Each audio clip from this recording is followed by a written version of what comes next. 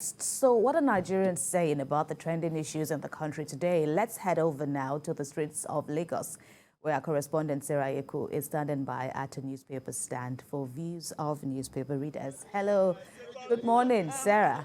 Hi, yes, hi Kemi. So we decided to change our location this morning. We're at Ogba area of Lagos, not too far from Ikeja, the commercial center in Lagos.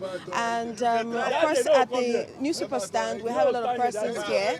And most of them, of course, are appalled and sad at the news headlines on the national newspapers this morning. You see, of course, there is some kind of banter that you see here. They've been bantering, they've been talking about the issues since morning.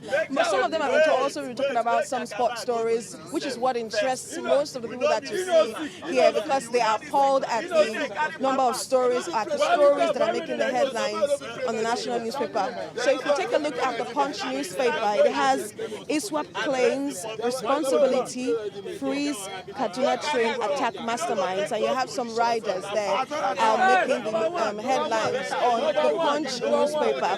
If you look at the Vanguard newspaper, we have the same story there. Kuje attack, I fled with my 3 kids as bombs rained. That's according to a housewife that's talking about the Kuje attack. If you also take a look at the Guardian newspaper, you will see Buhari decries poor intelligence at Kuje jailbreak, demands probe. And of course, this is a trending story that has been ongoing since yesterday. And it's what is dominating the national dailies this morning. I will tell you, I tried to speak with a lot of persons here. They don't want to talk on camera because they feel that what they will say, would it make any effect? Would it change anything? And so all they want to concentrate on is sports. They just want to discuss sports. I don't know if I can still try and get anybody that will talk to you on camera. But sir, would you like to talk on camera? Just to comment on the national issues. What you see? Well, I don't want to comment for these people are making me to annoy, so I don't want to. I don't want to put mouth for them. Yeah, you can get his reaction. You know, some persons also, they just want to talk about politics. They want to talk about politics. They are talking about politics. But of course, that's not what is dominating the national dailies. What is dominating the national dailies is Kuje attack, the attack on the prison facility in Abuja. And you see that ISWAP, especially when you look at the Punch has a clear description as to what happened, what occurred at Kuje prison yesterday. It's back to you, Kevin. So what did happen? So what did happen? So what did happen? Ayeku there reporting live from Ogba here in Lagos. Unfortunately, we couldn't hear the newspaper readers. You know, we couldn't get to hear their opinions about the latest happenings in Nigeria at this time. Of course, there was a lot of, she called it banter, but then we couldn't. I was straining to pick one or two things from the arguments from the men. It seemed more like they didn't agree on something, like quarrel indeed. It was a quarrel. Or an argument. Well, the point is that I didn't even hear what they were saying because what she says that they were arguing politics rather than the news of the day. Yeah, because the newsstand is not necessarily about what is going on the headlines. It's what is going on in the minds of the people. Yeah. They just see it as a platform on which they will just want to vent. And that's what they were doing. They were venting, thinking out all their frustrations on each other. It's a good thing that they didn't descend to blows there, because you know there was real rage across the table as we saw them moments ago. It shows that the concerns about 2023 is real, and many Nigerians are really engaged at this election cycle. It will be fascinating. It would have been more fascinating if were able to speak with zero in one or two of them to even say what they were saying, even if they were away from the newspaper stands. Because newspaper stands is not only about the headlines, it's also the headlines in the minds of the people. Absolutely. Yes. I think that's a rather apt way of putting it. But what is also striking for me is that a considerable number of Nigerians, when you look at these happenings that happen far away, but within the country, I think there is need for us to curb the feeling of disconnect somehow. Some would say, "Oh, thank God I'm here down south," as against the horrors living in the north. But of course, the Ondo attack in Owo has taught us should have taught us lessons that nowhere is immune. Indeed, yes. Even before the Ondo attacks, we've seen. We had the herders and farmers conflict or crisis, affecting the southwest. What is even happening here, right? And, so Nigerians are really very unique and peculiar people. You must give it to them.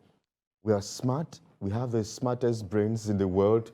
We know that because even when we see them go outside the country, they always succeed. They always thrive. What will kill someone else may not necessarily weigh a Nigerian down. And we're also very passionate people. And that's why when you go to the newspaper stand every morning, sometimes even when it rains under the sun or in the rain, you still see some very passionate Nigerians. Who will still some be Nigerians who there? are really very concerned about the state of things in this country, especially for some of them who are older. Some of them had a picture of Nigeria before, and they are now beginning to live with the current realities. Of where we are now.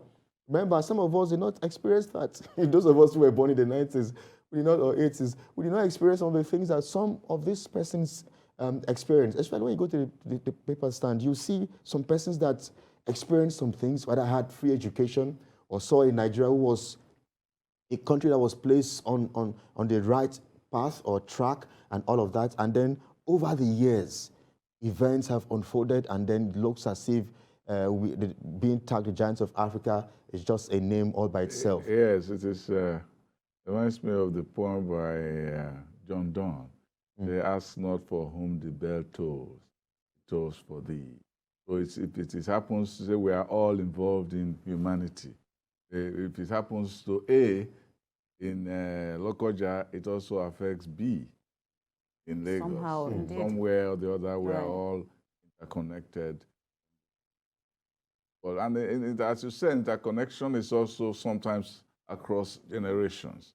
There's some things that people in the younger generations did not experience that my generation experienced. And sometimes when we talk about it, it's almost like a fanciful thing. When I was saying yesterday that when we were in school, in high school, we were buying a loaf of bread for 5 kobo. 5 kobo. 5 kobo. And the loaf of bread was enough to feed you.